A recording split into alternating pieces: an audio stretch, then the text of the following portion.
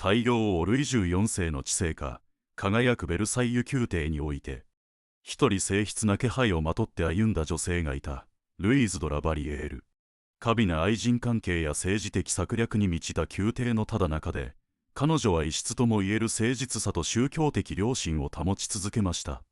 ルイ14世の最初の公式な愛人でありながら、栄光を求めず、やがて自ら修道院へと向かう道を選んだ彼女の生涯は、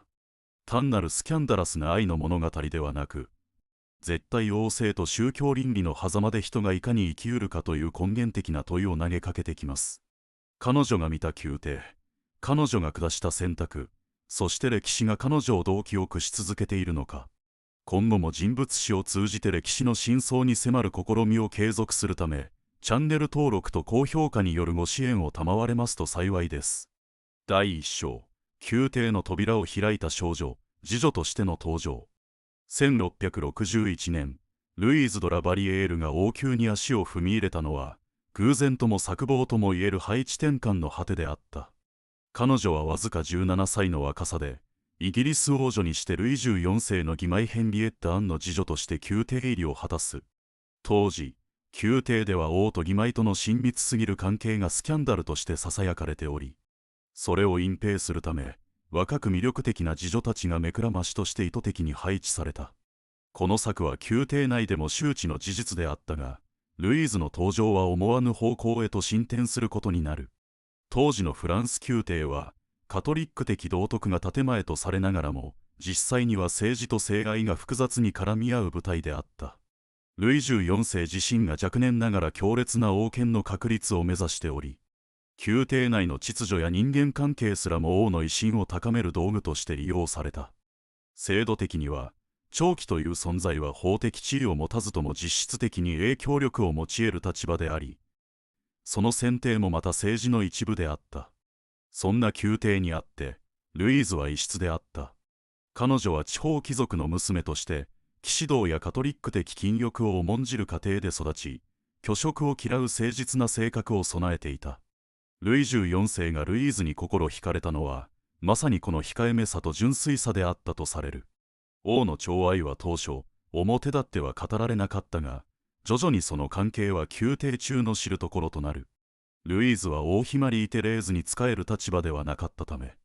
公然たる敵対は避けられていたものの、王妃の側近や王室内の女性たちからは、王の心を奪った存在として警戒された。周辺諸国との関係においても、この人事には含みがあった。とりわけイングランド宮廷では、おうまいヘンリエッタのフランス宮廷内での影響力が問題視されており、ルイーズのような若い次女が思わぬ形で王の関心を引いたことは、宮廷間の微妙な力学に波紋を投げかけた。外交的には、まだ三国同盟以前の段階ではあったが、英仏関係の親密さはこの人間関係を通じて徐々に構築されていく。宮廷の貴族層の反応は複雑だった。表面上は長期に対して恭順を示す者も多かったが、内心では田舎娘が王の目を引いた特別的な声も多かった。とりわけ、より華やかで祭地に富む女性たちからは、ルイーズの朴訥さが宮廷にそぐわないとみなされがちだった。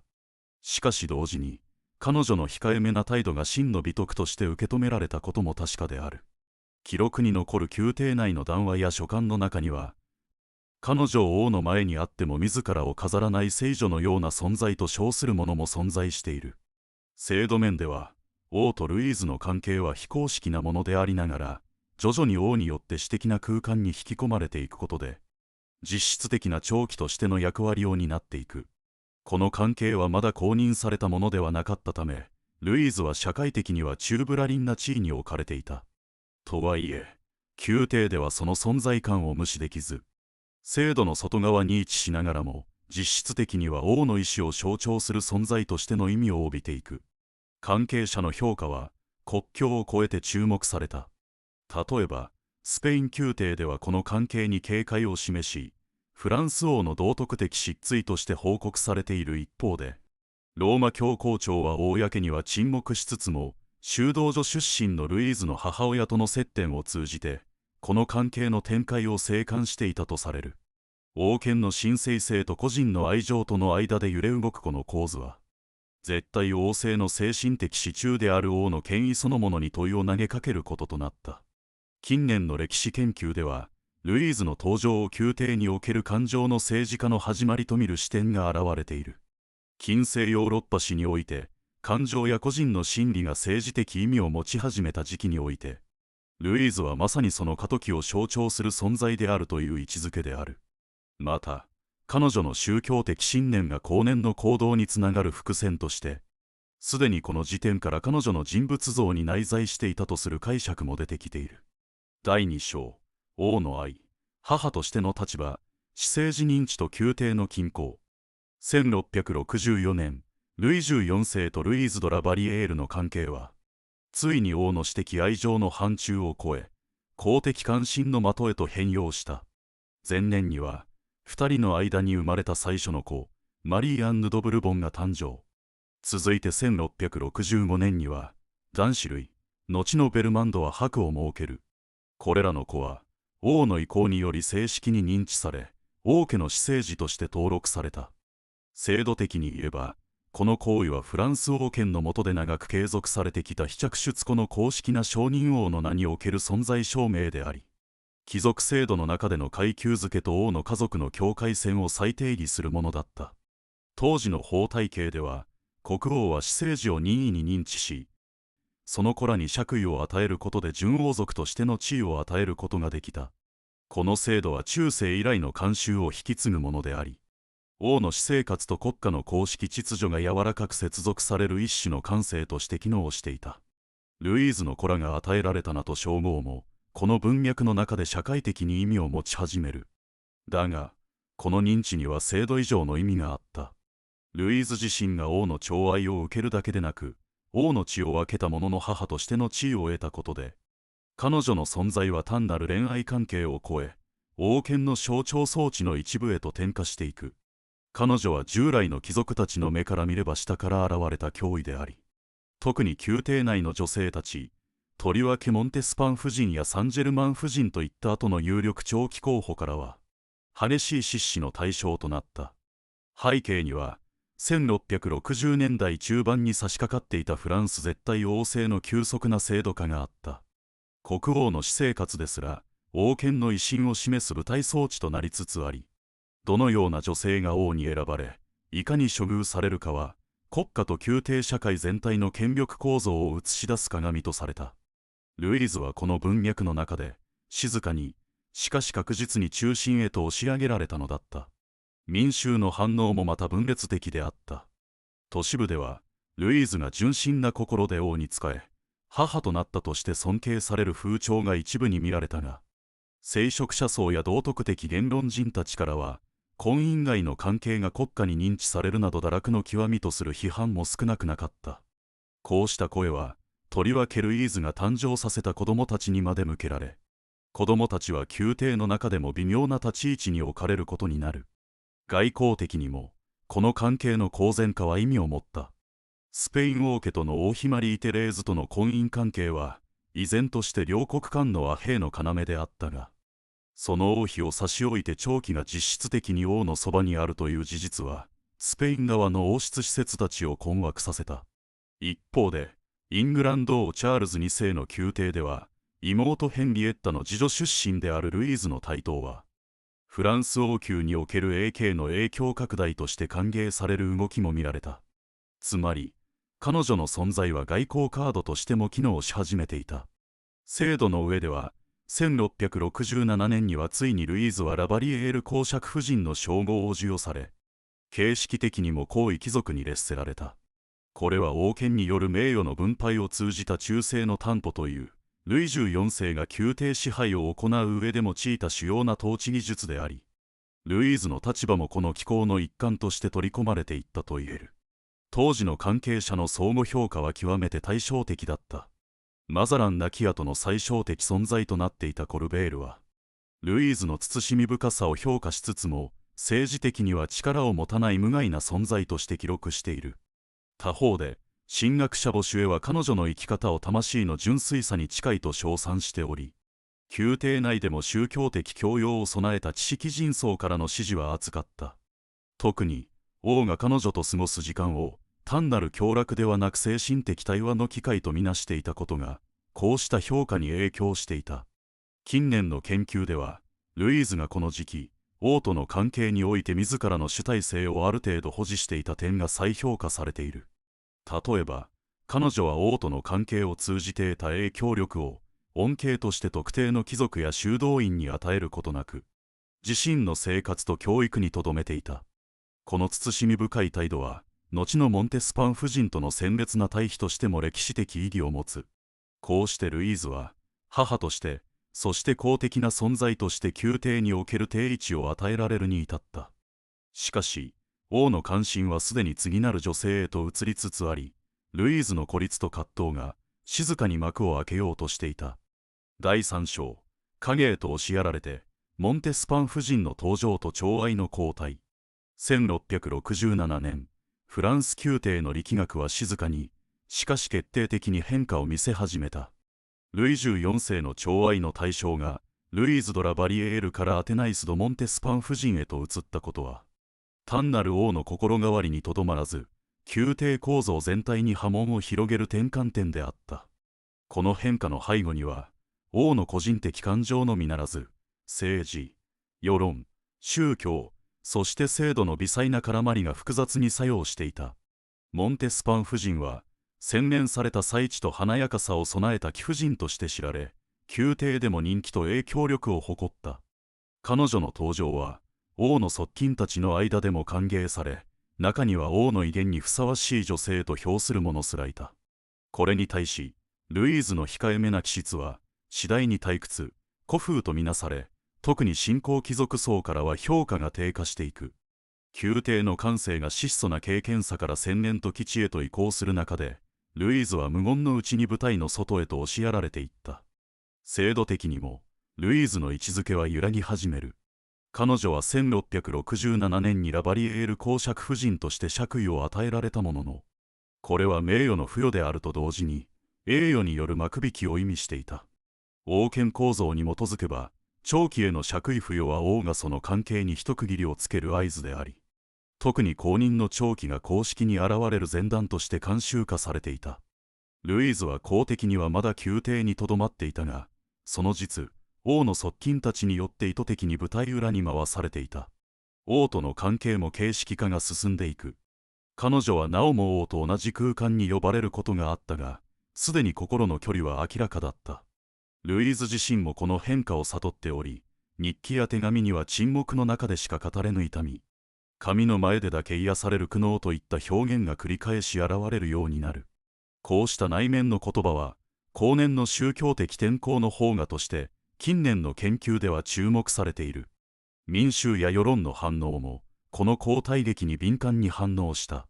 風刺詩や小冊子では、モンテスパン夫人の登場が王の気まぐれ、女の権勢の象徴として語られる一方、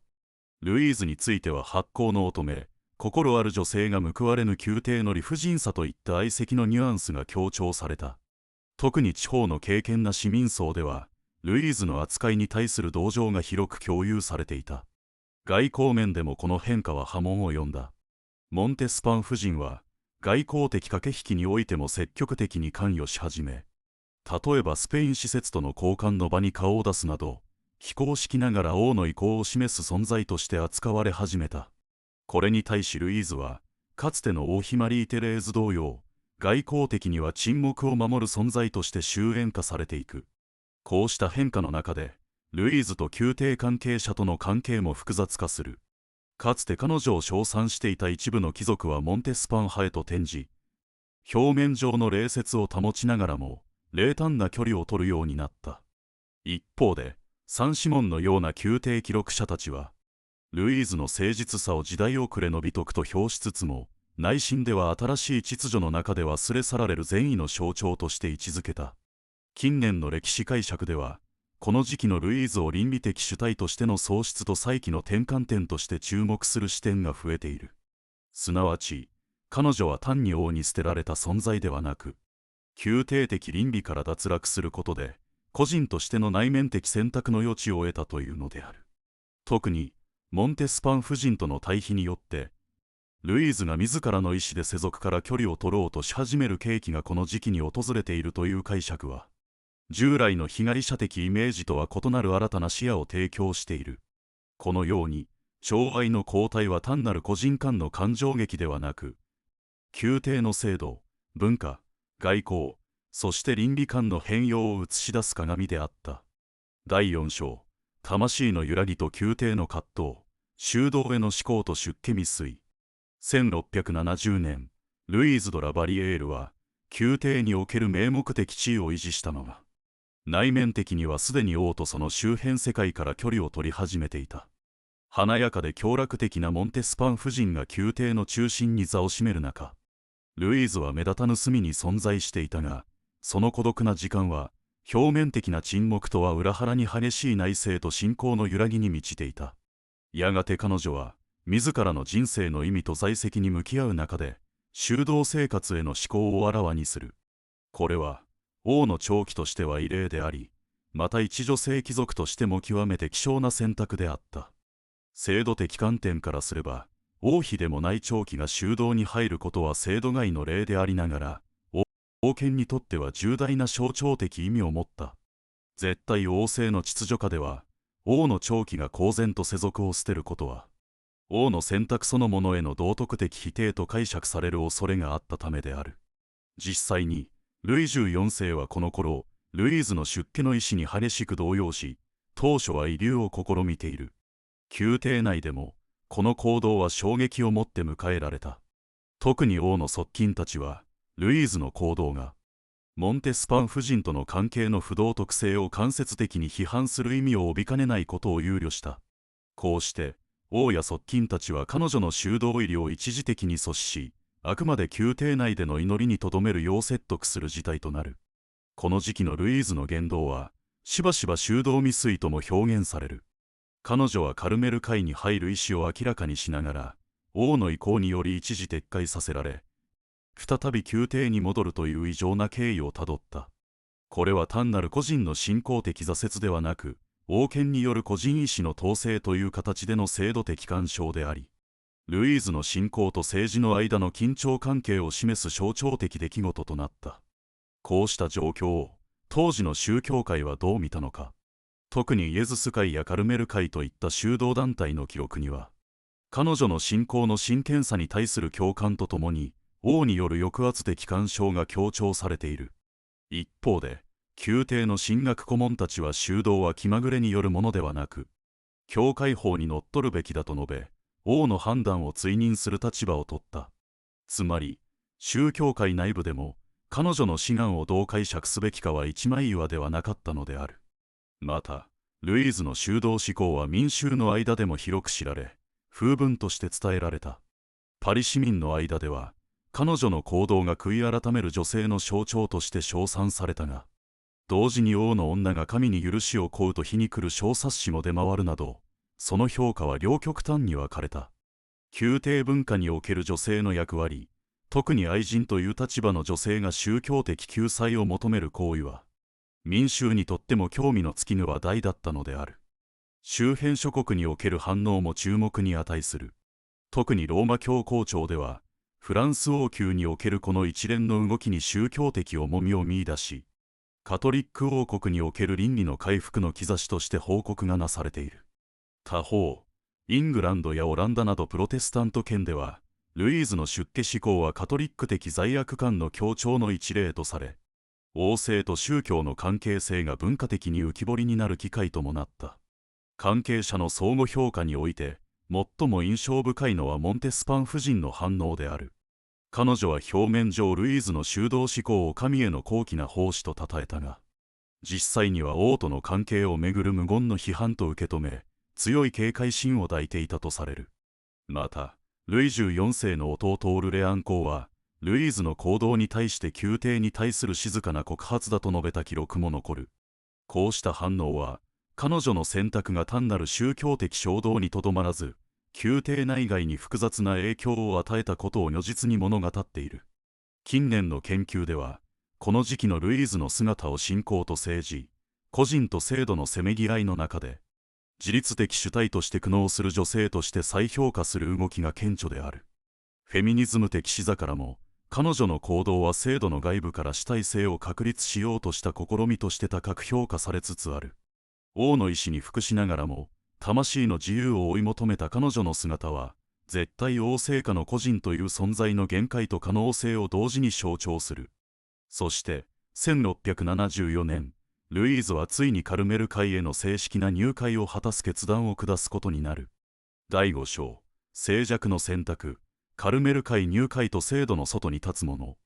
1674年、ルイーズ・ド・ラ・バリエールは長年の内的葛藤に終止符を打ち、ついにカルメル会修道院の門を叩いた。この選択は、単なる信仰上の決断ではなかった。王の長期から修道所へ、それは、絶対王政の象徴たる宮廷から、制度の外へ身を投じるという。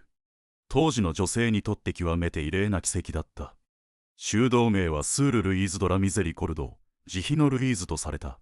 かつて王に愛された女性が、今や神の慈悲にのみ身を委ねることを宣言したこの一歩は、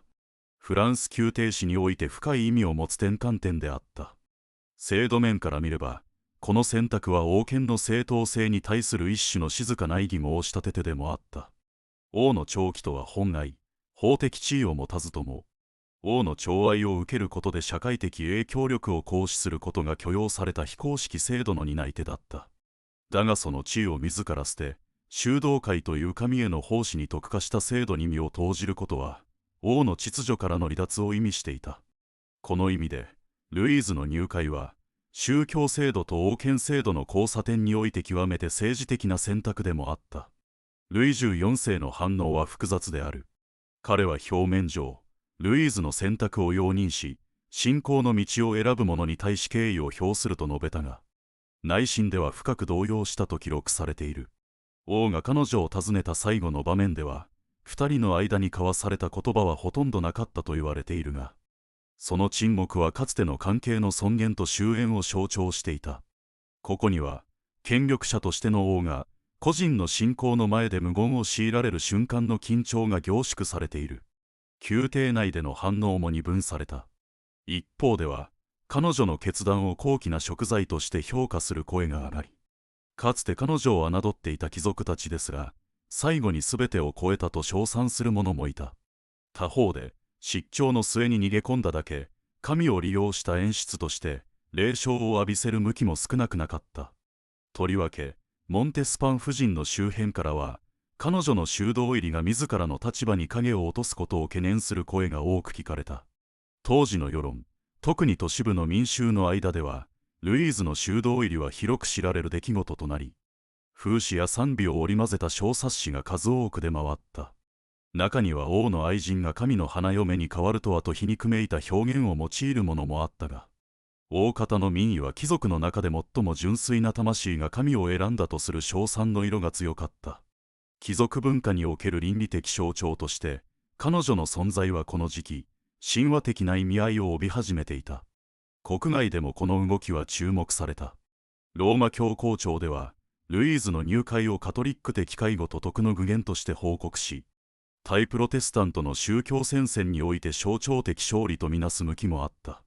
特にユグノーとの対立が続くフランスにおいて、王の長期が自発的にカトリック的介護を選んだことは、宗教的プロパガンダとしても重用された。また、イングランドやオランダといった諸国では、逆に感情的すぎるカトリック信仰の犠牲者として捉えられ、理性を欠いた女性的な弱さの象徴とされる場面も見受けられた。関係者の相互評価では、修道院における証言が興味深い。彼女の入会後の生活を知る修道女たちは、世俗にまみれたものとは思えぬほど深い信仰と静寂を備えていたと述べており、修道生活においても彼女の特性が際立っていたことがうかがえる。また、ルイ14世の妹オルレアン公妃は、手紙の中で我らのうち最も誠実だった魂が、今や神の下で休まんことをと書き残している。こうした声は、彼女の人生が王宮における栄誉から離れてなお、尊敬され続けていたことを示している。近年の研究では、ルイーズのカルメル会入会を、女性が制度の内部から抜け出し、自らの主体を確立しようとした政治的宗教的行為として捉える視点が強まっている。彼女は、王に選ばれたがゆえに制度の中枢に置かれた存在でありながら、その制度自体を拒否することで、王権と宗教、個人と共同体の狭間で新たな性の可能性を切り開いた。その行動は、まさに近代的主体の黎明を示す先駆的事例と評価され始めている。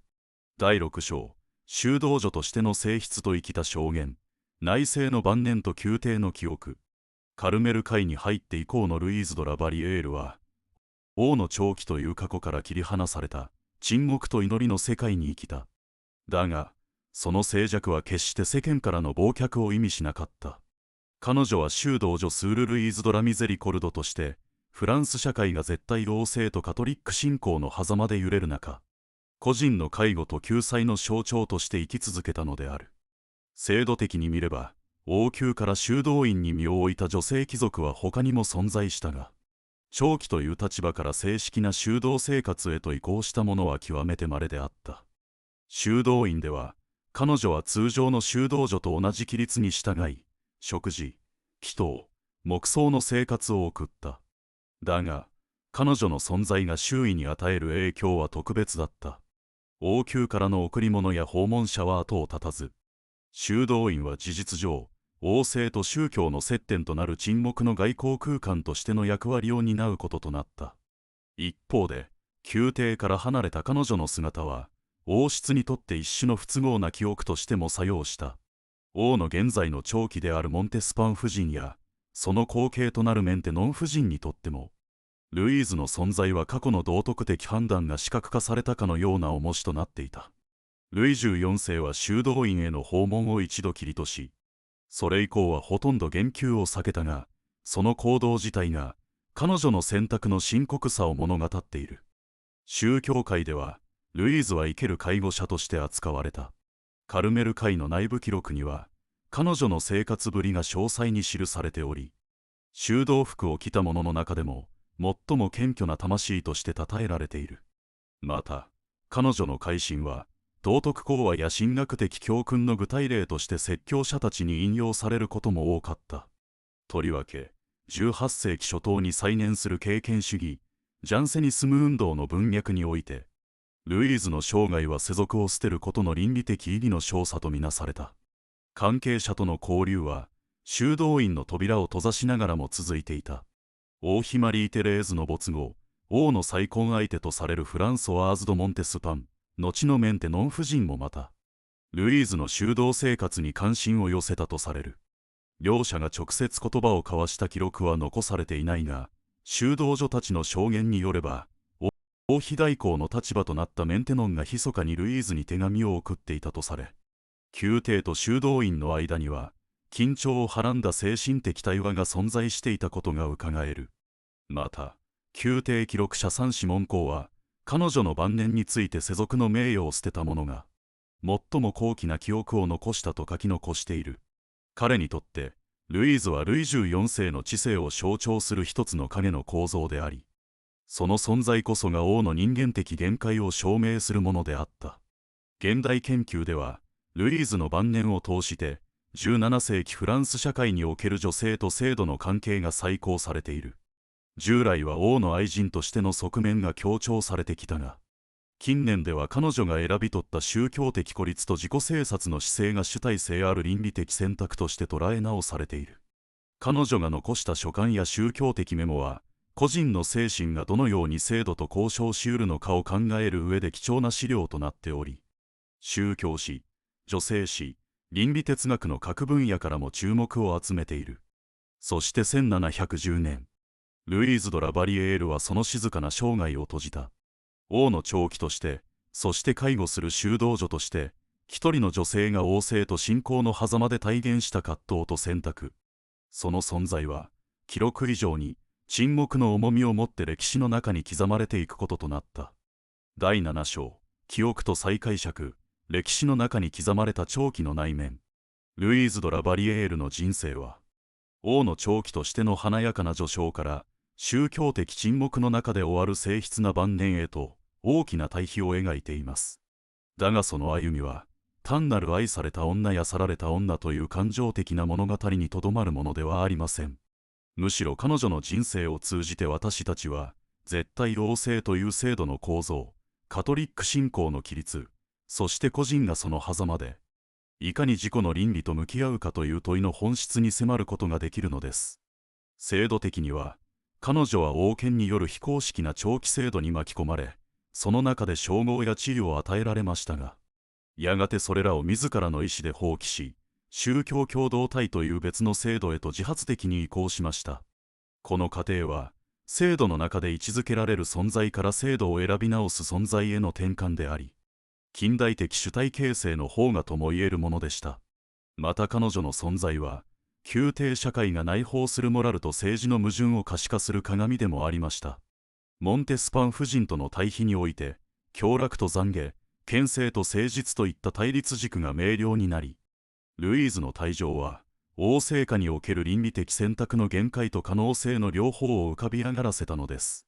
関係者の評価も時代を経て大きく変化しました。同時代には寡黙な信仰者として一部から敬われながらも、王の過去の残像として語られることも多かった彼女は、近代以降、宗教史や女性史の中でより複合的に再評価され始めています。とりわけ近年のジェンダー研究や精神史の分野では、彼女の内面の倫理的格闘に注目が集まりつつあり、ルイーズは今なお語り続けられる人物としてその重要性を保ち続けています。ルイーズ・ド・ラバリエールという存在は、単なる歴史の脇役ではなく、王に選ばれ、制度に取り込まれ、しかし、最後には自己の魂を選んだ人物として、王政と信仰の交差点に立つ証人でした。彼女が残した沈黙の重みこそが、私たちに歴史の構造を再び問い直す契機を与えてくれます。今回の動画は以上となります。ルイーズ・ド・ラバリエールの生涯は、絶対王政期フランスにおける個人と制度のせめぎ合いを最も繊細に映し出す事例でした。彼女は王の長期として制度に組み込まれつつも、最後には自らの信仰に従い、王権と道徳の間に引かれた不可視の境界線を越えてゆきました。私たちはこの人物を通じて、権力の中で倫理的主体がいかに形成されうるのかという問いと、制度の外に出ることで、人はどこまで自由たりうるかという歴史的課題に直面します。彼女の選択は、声高に語られることのなかった沈黙の思想として、現代においてなお再考を促しています。最後までご視聴いただきありがとうございます。本シリーズの継続とさらなる歴史分析の進化のため、チャンネル登録及び高評価をいただければ光栄です。